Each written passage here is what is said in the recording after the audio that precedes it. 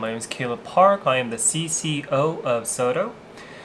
Today we'll be going over a coping skill, but before that, I do recommend that to find the right coping skills, that you schedule an appointment with one of our SOTTO coaches to see what fits your situations the best to find the right coping skills for you.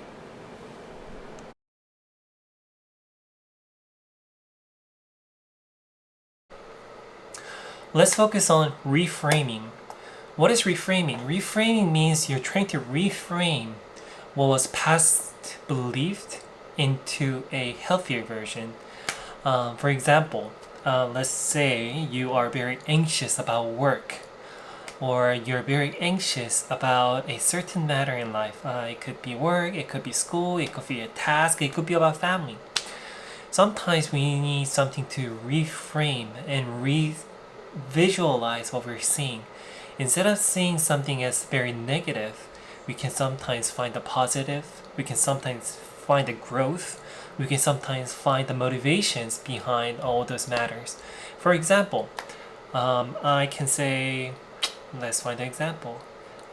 Work is very stressful, right? But we can also reframe it as it's a step for me to grow.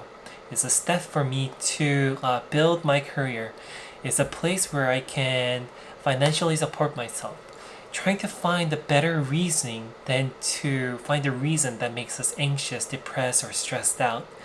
Reframing sometimes can help us to find the core reasons on why we do things instead of why we shouldn't do something. So I hope that helped. But if the reframing is something that is not something that you're used to, I recommend you to see one of our SOTTO coaches.